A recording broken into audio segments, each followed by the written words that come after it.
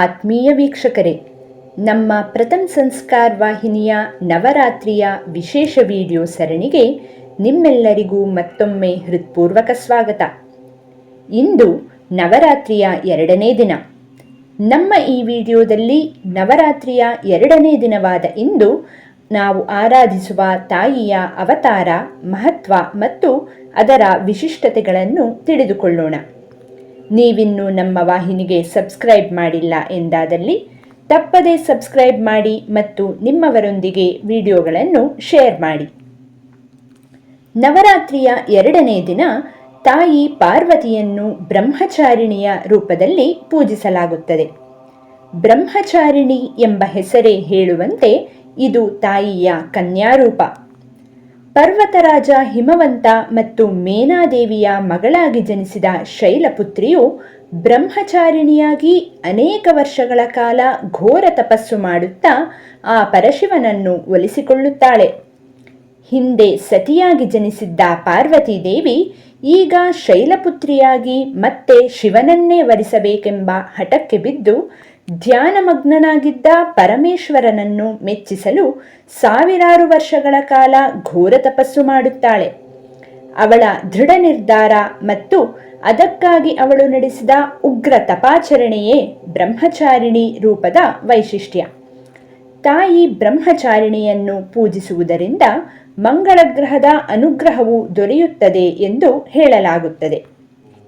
ತಾಯಿ ಬ್ರಹ್ಮಚಾರಿಣಿಯ ಶ್ಲೋಕ: ದಧಾನಾಕರಪದ್ಮಾಭ್ಯಾಂ ಅಕ್ಷಮಾಲಾಕಮಂಡಲೂ ದೇವಿ ಪ್ರಸೀದತು ಮಯಿ ಬ್ರಹ್ಮಚಾರಿಣ್ಯನುತ್ತಮ. ಈಗ ಈ ಶ್ಲೋಕದ ಅರ್ಥ: ಕರಗಳಲ್ಲಿ ಅಕ್ಷಮಾಲೆ ಮತ್ತು ಕಮಂಡಲವನ್ನು ಹಿಡಿದಿರುವ ಓ ದೇವಿ ಬ್ರಹ್ಮಚಾರಿಣಿಯೇ, ಕೃಪೆ ಮಾಡಿ ನನ್ನನ್ನು ಅನುಗ್ರಹಿಸು. ತಾಯಿ ಬ್ರಹ್ಮಚಾರಿಣಿಯನ್ನು ಪೂಜಿಸುವುದರಿಂದ ಮನಸ್ಸಿನ ಏಕಾಗ್ರತೆ ಹೆಚ್ಚುತ್ತದೆ, ಜ್ಞಾನ ವೃದ್ಧಿಯಾಗುತ್ತದೆ ಮತ್ತು ಬದುಕಿನ ಸವಾಲುಗಳನ್ನು ಎದುರಿಸುವ ಮನೋಬಲ ಮತ್ತು ತಾಳ್ಮೆ ಮೂಡುತ್ತದೆ. ಜೀವನದಲ್ಲಿ ನಾವು ನಮ್ಮ ಗುರಿ ಸಾಧಿಸಲು ತಾಯಿ ಬ್ರಹ್ಮಚಾರಿಣಿಯ ಅನುಗ್ರಹ ಅತ್ಯಗತ್ಯ. ತಾಯಿ ಬ್ರಹ್ಮಚಾರಿಣಿಯು ನಮ್ಮೆಲ್ಲರ ಧೈರ್ಯ, ಆತ್ಮಸ್ಥೈರ್ಯ, ಸಂಕಲ್ಪಶಕ್ತಿ ಮತ್ತು ಮನೋಬಲವನ್ನು ವೃದ್ಧಿಸಲಿ.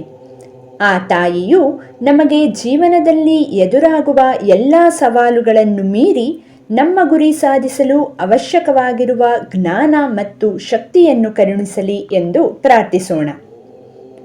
ತಪಶ್ಚಾರಿಣೀ ತ್ವಂ ಹಿ ತಾಪತ್ರಯ ನಿವಾರಿಣೀ